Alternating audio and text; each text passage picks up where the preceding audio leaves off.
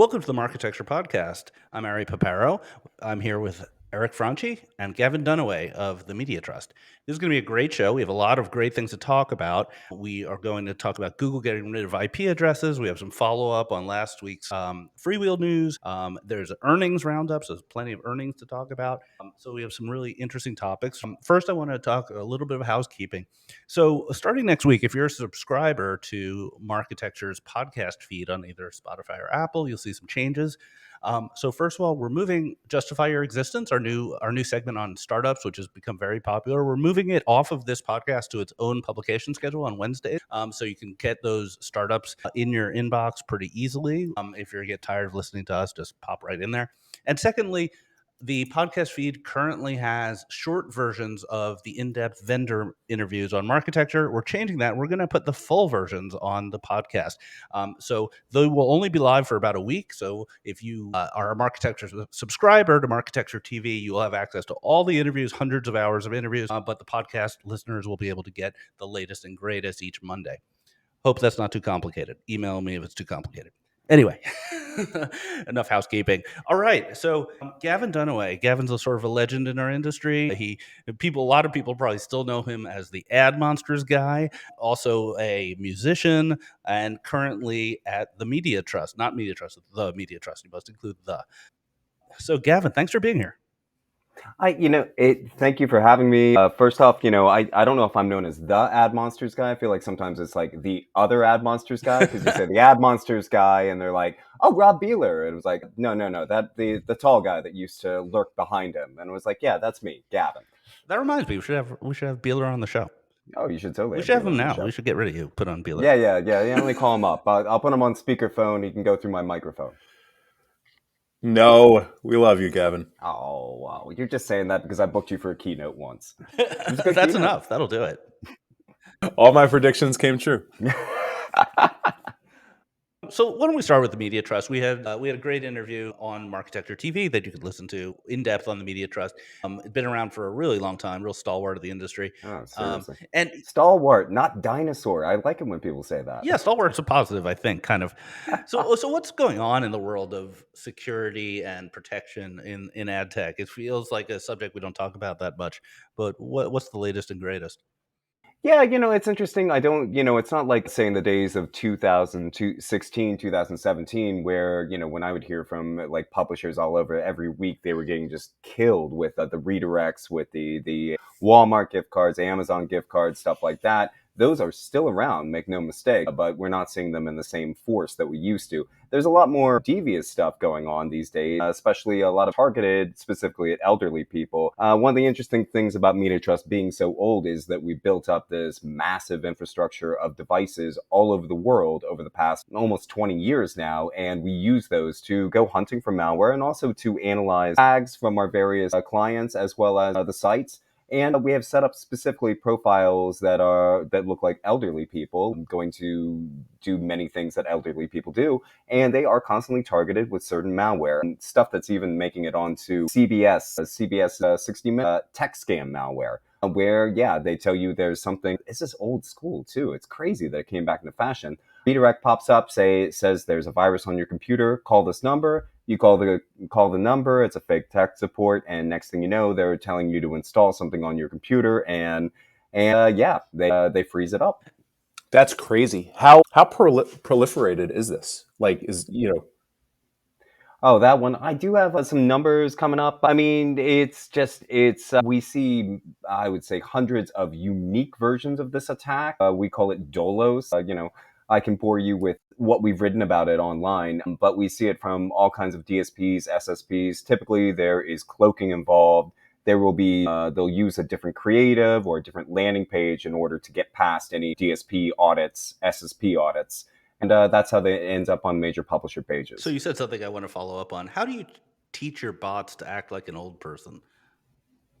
Oh, we send them. We program them. And it's not, it's only somewhat of a bot. We've got people behind the screens, behind the scenes, that are in there working on our profiles all the time. We've got ones for children as well as different age groups. The children one is particularly helpful because we use that also to verify COPPA Wait, so compliance. but do you like go down to Florida and to a mall and grab a bunch of old people and give them laptops and say, pretend you're surfing the web? Well, we have some other secrets there. I can't get too much into it, but we do have actual Okay. devices and houses that of various people we know the demographics for, and we can use the crawlers out of these devices to That happen to be in Florida. yeah, Florida, Virginia, anywhere in the country, Devil's really. advocate, isn't it okay if everyone in Florida Mhm. gets scammed? I mean, do we really care? Oh, whoa, hi-yo. What's the role of law enforcement here? You said they call a phone number. So if there's a phone number that the grandma is going to call to install this stuff, presumably that's easy to track down who registered the phone number and what corporations are Mhm. involved, etc. Well, I think that, as we've seen, I think with robocalling and all the scam phone calls, there are many, many ways to mask a true phone number. So that definitely goes out of my purview because I'm more in on the digital side. But yeah, no, it's really, really difficult because the scams have to be basically called into on the federal level to the FTC's. I think they call it Scam Guard, Better Business Bureau, groups like that, and then they chase them down. If it's not big enough, it's not really going to get that much Right. attention, Scam guard sounds like a scam. Like if you got a pop up saying right? call scam guard, you would tell your mom not to click on it. It's yeah, no, the law enforcement part is a real pain because there's all kinds of problems with jurisdiction. The feds, if it's too small of a case, they're not going to take it on. You call up your local police department, and they'll kind of like shrug your shoulders, like, I guess I can do a drive by. It's like, Yeah. ah, Have you seen some really bad stuff, like state-sponsored actors or stuff like that?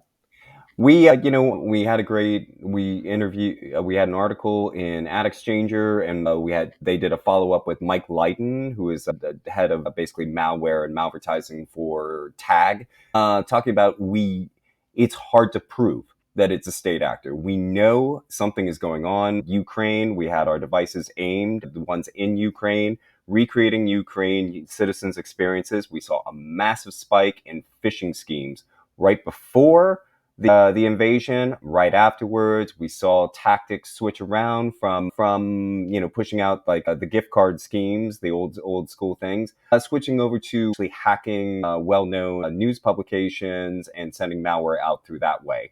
And a lot of times it was just to steal credentials of some type.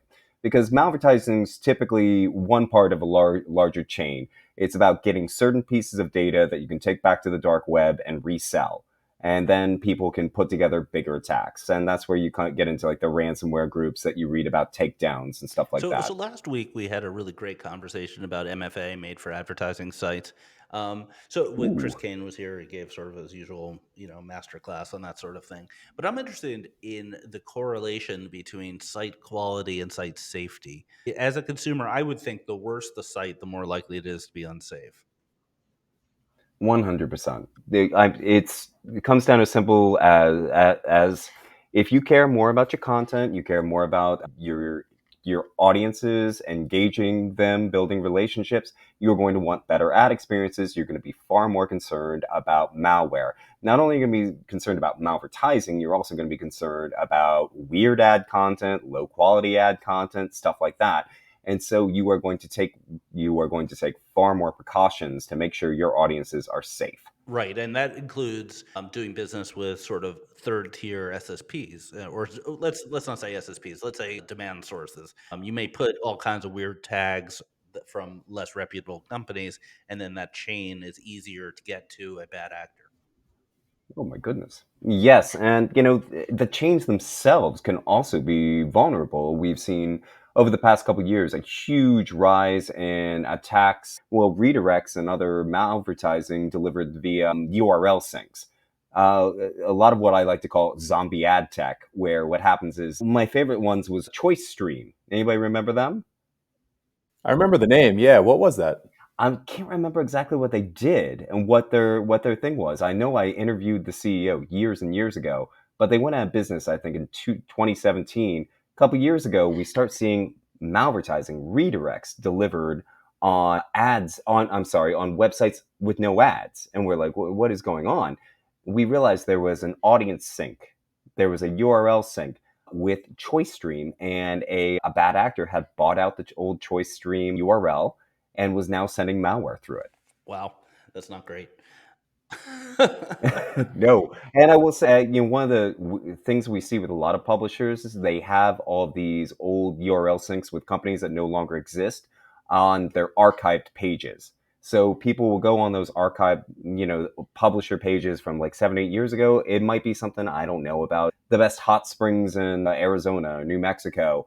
And yeah, they'll get hit with a redirect because there's an old URL sync on there. And the page is still around in search results, and you just get this long tail of crap. Right. And there's nobody going in to take out all this old junk code because what's the point? How many people actually go to that page? So you just got back from the pre-bid summit. Unfortunately, the architecture travel budget did not allow me to attend. The what's going on in pre-bid world?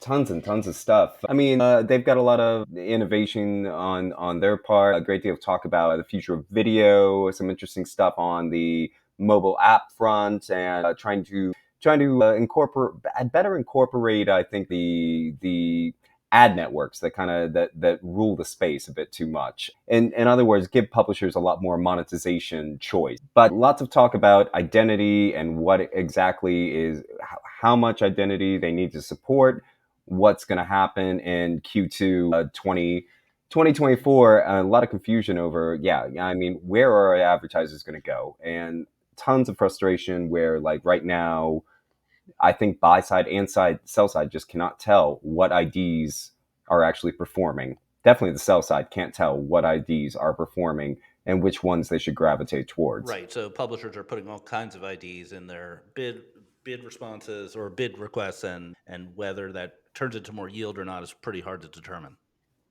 Exactly. I'm not super into pre-bid at a technical level. I probably should be a little bit more, but it feels as though pre-bid's kind of on a different track from the sandbox, and the two things aren't like reconcilable. Like the sandbox browser is going to be doing stuff. That was a very interesting comment that Garrett McGrath from Magnite and one of the chair people of Prebid. I'm not quite sure if he's like the vice or not. I apologize if I did his title, but he said what our friends at Chrome is doing is important, and we can work basically in harmony with that. Harmony. That's not a very technical word. Harmony. It was not. Yeah, because I mean, Prebid is a machine. It makes all these requests, gets all back the responses, does all this stuff, and now the sandbox proposal is a totally different mechanism by which bids will be returned to the browser, and then to the ad server. And I feel as though we're in like a relativity versus quantum mechanics kind of situation here. I love that. I love that. And it's I will say with the buyers in the room and all the other conferences I have been to, I have not heard one buyer say a thing about the privacy sandbox. Nothing. They don't. I mean, it's so hard to understand. They don't know what's going to happen. So earlier you had texted me that, or put in the notes that you felt the mood at the pre-bid was sort of sour, that Q4 wasn't looking so good. And meanwhile, we're going to talk later about gangbuster earnings from the big guys. How's that feel? I was just getting the vibe, especially from publishers, some of the supply side partners that I came in, that they are not expecting a good Q4. That it's going to be rough, and not as rough as last year. In general, publishers were really kind of sensing they were seeing a lot of traffic slippage, and definitely we've seen. I mean, I don't know how high Twitter was definitely. I still want to call it Twitter. I can't deal with X. Twitter was good for news sites in particular, but that it's obvious there's throttling going on. Meta, it's definitely slipped off on all those platforms as well. Definitely feeling a bit of a traffic squeeze. That's interesting. So this is not a demand issue per se. This is actually a supply issue. Like publishers don't have enough to sell. I think it's both sides. I feel like many of the publishers I was talking to definitely have decent premium, decent direct businesses as well, and they were not they I don't think they were satisfied with what they were seeing coming through for the next few months. And from what I understand, yeah, the buying patterns aren't looking promising. I'm a little worried that we're through loss of identity and also through the growth of AI that publishers may be finally at the big disadvantage versus the Googles and Metas that has been coming for a long time. The race to the bottom, we finally found it. No, it's an arms race in terms of capabilities. I would say more properly. That's true. I want to talk about ad monsters. We always like to talk about kind of history of ad tech on the show and other like old stuff because we're old guys.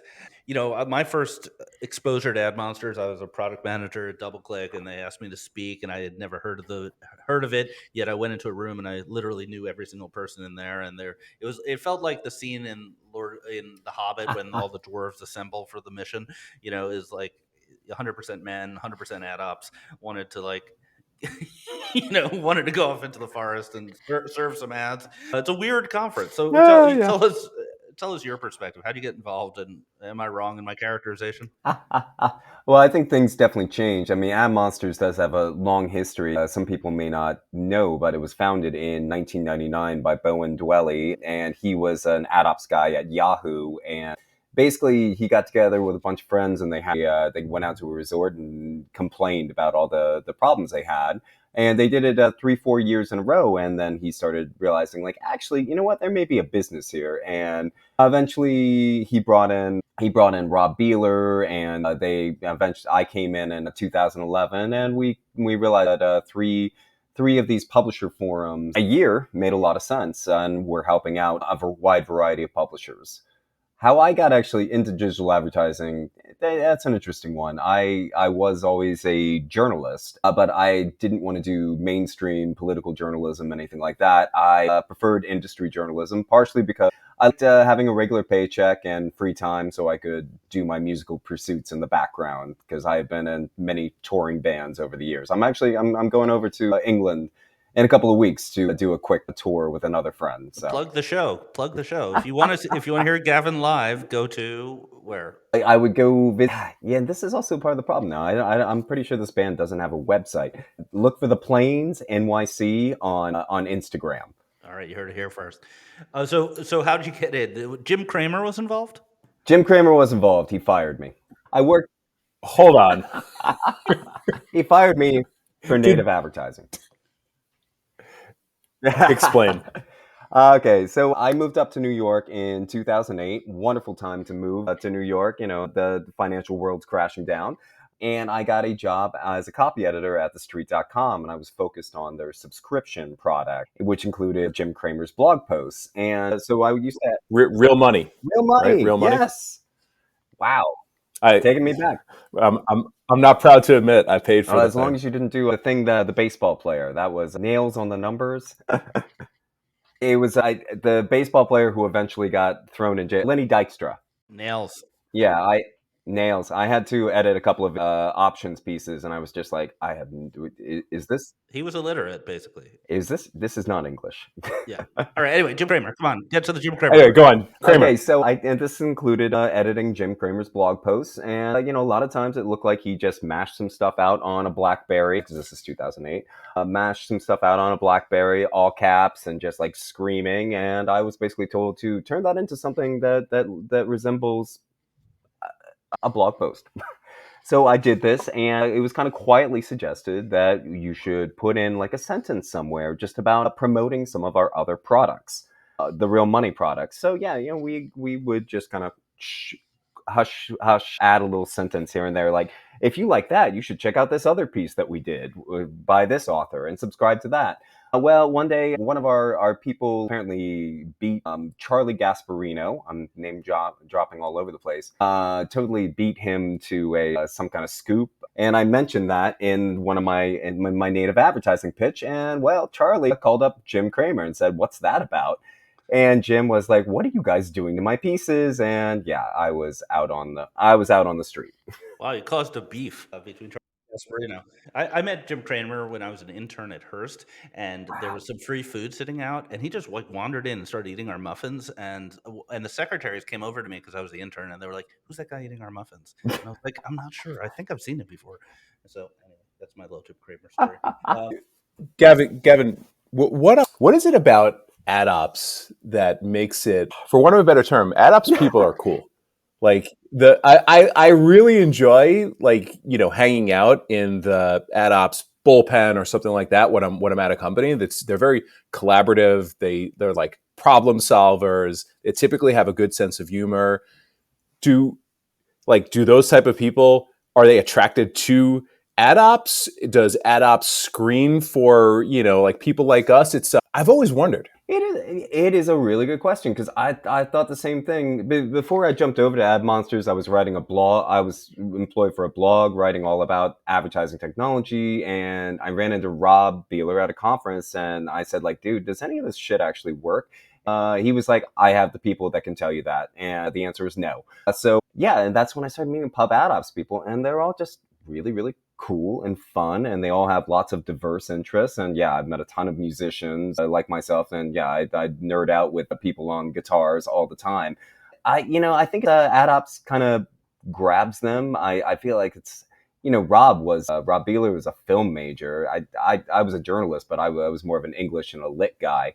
I think it people that kind of don't quite know what to career path to go to, they find something extremely interesting in this. And it's also, maybe it's just my own feelings with, as like a guy who was a journalist, it's about helping media and the future, trying to build the future of media, because it's got to be monetized. There's got to be ads somehow. I think there's just something that feels slightly noble about it, even if sometimes, building the future of media includes putting in God knows how many chum boxes at the bottom of your site. Man, it can be thankless sometime, but yeah, it's fascinating. Shout out to ad ops subreddit. Oh yeah, I learned so much on that. it's really fun. I love that one. there is I think there's a government sponsored International Day of Programmatic. We should have a day just for ad ops. I think it was like I have to look it up. Some company, maybe Viant, caused there to be a programmatic day. Congress declared it or something. Oh yeah. All right. Anyway, let's take a break and we'll come back with news of the week. There's a lot to talk about. All right, we're back. So first, I want to address Freewheel. So last week we talked about the anonymous blog post that was accusing Freewheel of having duplicate bid requests, which is a anti pattern, I think, in a lot of programmatic. And I spoke to some folks who will remain anonymous but have knowledge of the situation, and the context around this is specific to video, and is specific to the fact that a 30-second spot can also be filled with two 15-second spots, and a 2-minute ad break can be filled with any combination of ads. And in the current state of video ad serving and video programmatic, OpenRTB doesn't support that until version 2.6, and 2.6 is not adopted. So the point of view here, and I won't say it's Freewheel's point of view, but I'll say the point of view here is that in video ad serving is actually quite common to have multiple ad requests based on possible combinations of different lengths of ads, because that's the only way you're going to get the demand if the demand requires a 15-second instead of a 30. So I just want to throw that out there. I'm not going to endorse that point of view, and I'm not going to endorse the blog post either. I'm just giving the information because I think it's an interesting subject to cover. All right. Now I'm going to take off my journalist hat. It's very odd that I'm a journalist now. Let's talk about some interesting stuff. Okay, so Google put out a little blog post today that seemed pretty innocuous, but actually could destroy the universe, which is that they're rolling out anti-IP address feature in Chrome. So what they said is it's opt-in in the US only, and a small number of users will have it set automatically. And what this feature does is obscure your IP address through a proxy, similar to what Apple came out with their Relay product. But Apple's product was tied to being a premium subscriber of their cloud services, whereas Google's is just in Chrome. And the interesting thing I thought was that it's very focused on third-party domains. So they're really kind of targeting ad tech here in this rollout. They're not going to sites rely on IP address for all kinds of things, and the focus here is on third parties. So Based on what we know, should people be freaking out? The question is, what is the manner by which they're going to seek opt-in? Is it going to be like the Apple pop-up? Do you want this app to track you all over the web? Which, we've seen the outcome there on mobile, or is it going to be something different, more elegant, more in the background? I think that determines the answer to everything. It's a very important question. I think we won't know that for quite some time because I think this is really an experiment. But so many companies rely on IP address for their probabilistic IDs, for their cross-device graphs, for their conversion attribution when cookies aren't available.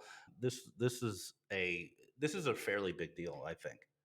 Gavin, any thoughts about this? Yeah, for sure. And I'm kind of curious to ask you about, I feel like I hear a lot of lip service. Maybe it's just lip service at conferences about moving away from IP and this idea that, yeah, IP is going to be next on the list. Is that more just is it more empty talk, or have people actually been making the plans? I don't think they are, because I think that when you ask a lot of vendors about what they're doing in the lack of third party cookies, the answers have IP somewhere in the middle of them, even if they don't say that.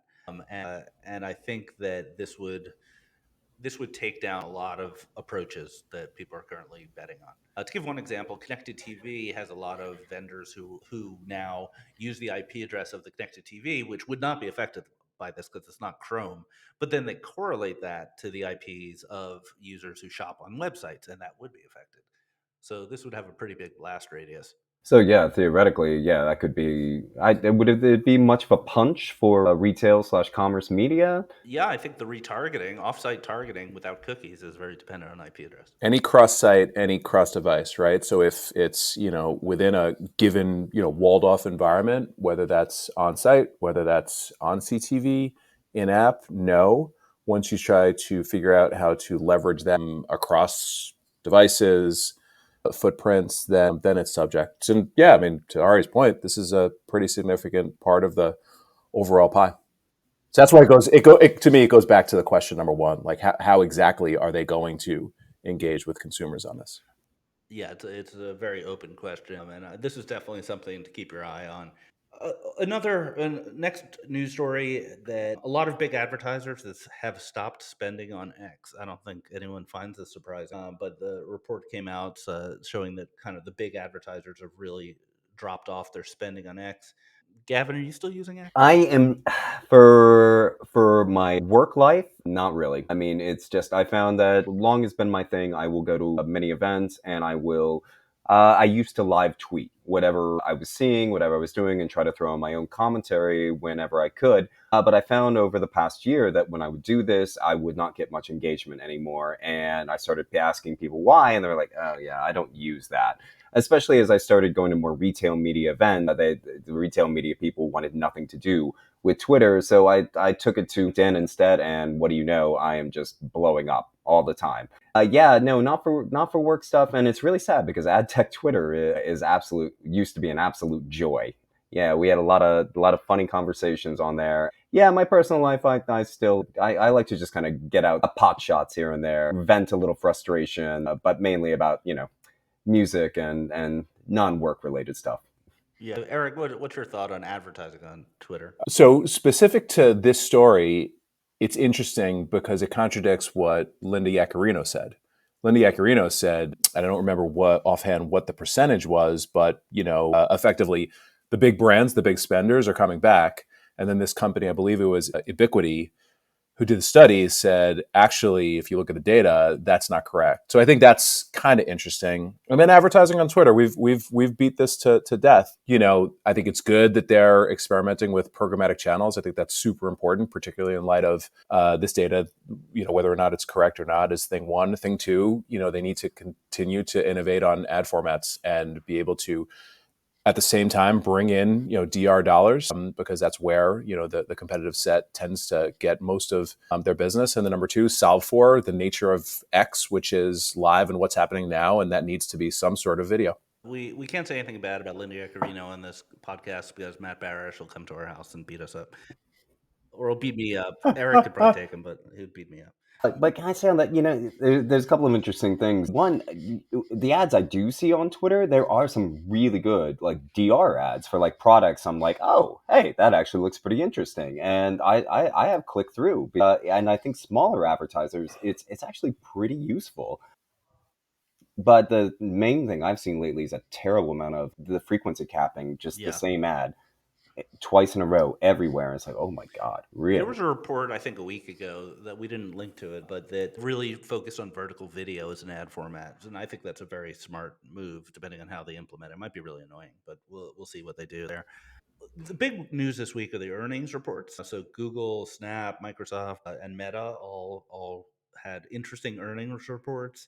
I want to talk about Google because it's my favorite subject. So Eric Seufert published this chart that I thought was awesome, which shows that for the first time ever, the network segment, which is the ad tech segment more or less, was smaller than the YouTube segment.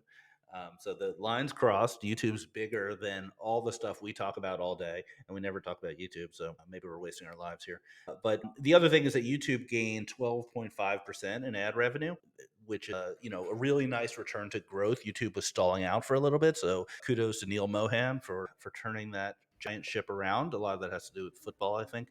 A Yeah, I lot. was wondering that includes YouTube TV revenue. Yeah, that includes YouTube Oh yeah, TV, and they have that exclusive deal for the NFL, the premium NFL package. I forget what it's called.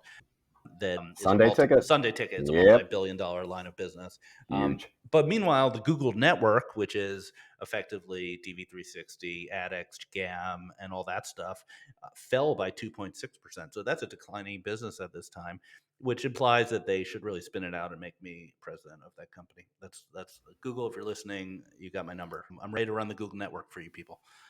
Two thoughts on that, maybe two and a half thoughts on that. Number one, perhaps this can connect to what Gavin said earlier, because Google and the network is such a important piece of the pie for publisher revenue. Is this a little bit of a canary in the coal mine that shows that as thing one? The other thing is, if you take a step back, revenue is up 11%. That means on just a raw basis, that's a $77 billion advertising business. $77 billion. Like, yes, this is slightly down, but between search and YouTube and all of the ad tech, I mean, it's massive. And then number two, and we should talk about this as we get to Meta and the others, the one thing that they did call out, two things. Number one, where they are seeing interesting improvements is in commerce and retail, and that's being driven by PMAX. And they said specifically that customers are seeing 18% more conversions on average, cost to cost being like if they're not using PMAX.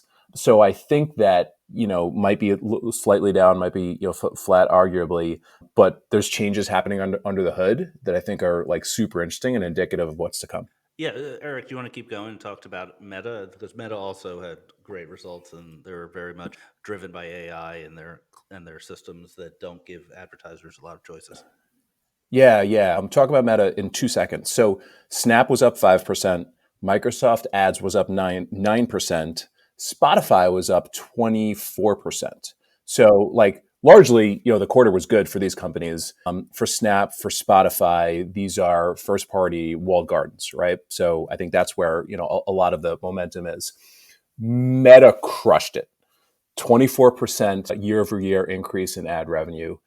This is, and shout out to Brian Weezer, friend of the pod, this is $6 billion of incremental ad growth. Brian actually said this in his newsletter. And if I wasn't on a standing desk, I might have like fallen off my chair. So to give you some context, $6 billion is more than the annual revenue of any company outside of the top 10 ad sellers. So just the growth that Meta is taking out of the market is super interesting. Now, they pointed to Advantage Plus, which is Meta's version of PMax, and the Advantage Plus shopping ads being at a $10 billion run rate. So if you take a $10 billion run rate, you just go, super simple, $2.5 billion was in Q3. That means nearly half of Meta's growth came from Advantage Plus. What does that mean? That means that this set it and forget it, AI driven, like just give us the keys and we're going to drive results for you, is driving half of the growth for Meta at this point, like months after it was released. Like A, wow. B, Zuck is back. C, it's about AI.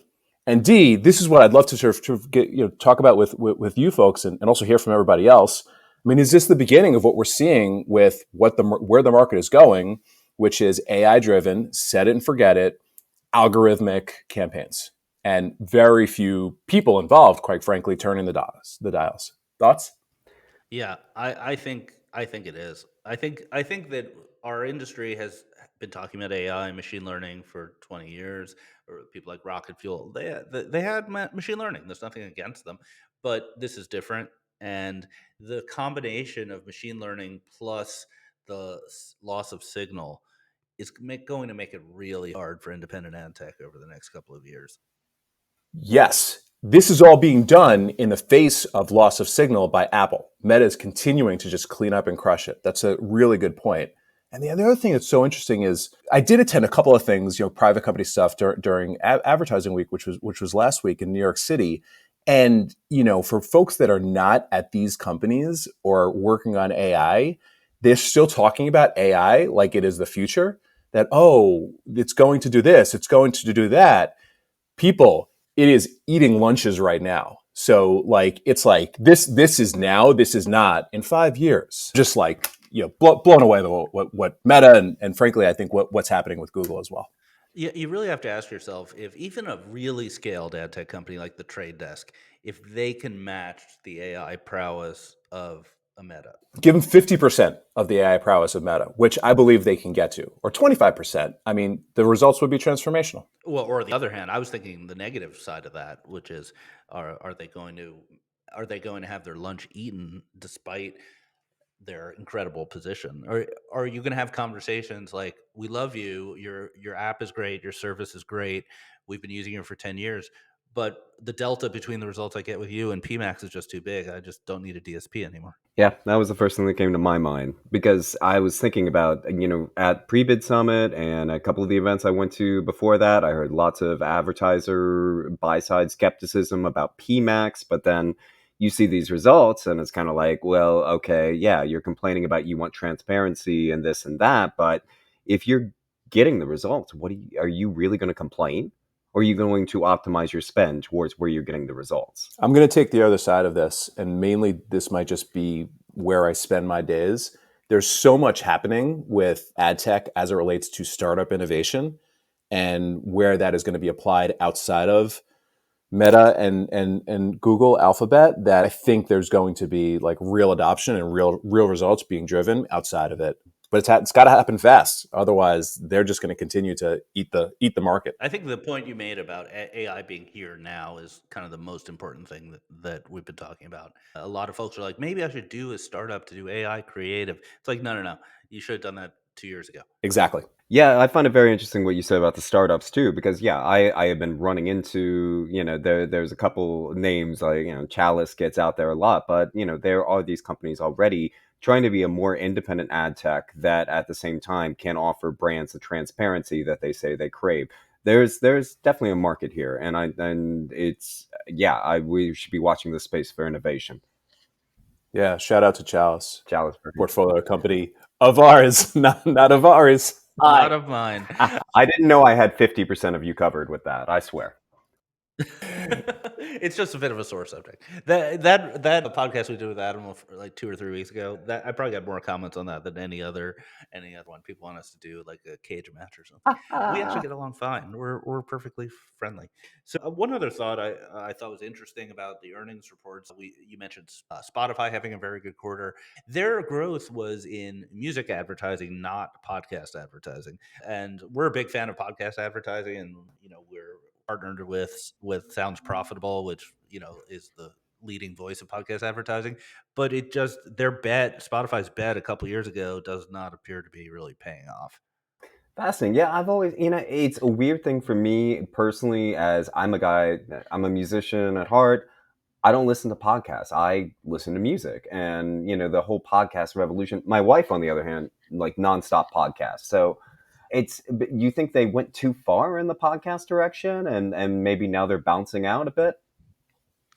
They invested in a lot. They invested in content. They bought Anchor. They bought a content management system. They really did a lot, and I think they wanted to be the Google for podcasting. Wrapping up the ecosystem. And I think consumers didn't act that way. Consumers are sort of loyal to a player, either Apple or Spotify or YouTube, and it was hard to get them off that. I think it's also interesting that YouTube. So Google sunset Google Podcasts recently, but at the same time, YouTube is adding better podcast support. So it's another example of how YouTube is kind of eating up all these kind of random initiatives inside Google. Yeah, on the podcast thing, it's twofold. I think it's, number one, audio, and as it relates to both like sort of like terrestrial radio and digital radio, i.e., music, dwarfs podcasting by a factor of 10. I think that's number one. Number two, you can more easily run ads on music, just like you do with terrestrial radio. So I think the growth is just coming from terrestrial and podcasts. They're harder to scale because the best ads are host read. But you know what? They're harder to scale, and they command an incredible premium as well. So, I think you're right in that the bet was that you'd see more mass adoption by it, but I think it's still a great market, and I think where a lot of the future for podcasting is actually video. There is a real surprising number of podcasts, Rogan being an example, but there's plenty of others that they've got like incredible numbers on YouTube, and that's not going to be podcast ad budgets. That's going to be CTV and digital video budgets. So I think the market is actually large, but it's how can it be scaled? Yeah, I think you're right. The video gives you the availability of many different channels, including YouTube, as well as TikTok and other things like that, where you can monetize that audio doesn't. But I'm a big fan of podcast advertising, and if you were listening to this, you probably heard a couple of ads. If you would like to put your brand in front of thousands of incredibly well qualified ad tech professionals who listen to this and related podcasts, please call me or email Oh me. wow, that was I know. smooth ad insertion from the master. I gotta fill the empty slots. You know how it is. All right, this was an awesome conversation. Let's wrap it on that. Gavin, thank you so much for being here. Hey, it's been an honor to be here with two great minds of advertising. Loved every moment. Eric, always a pleasure. Thank you, gentlemen. And a reminder, we will not have an episode of Justify Your Existence after that. It will be coming out next week and every following week on Wednesdays. So thank you for listening.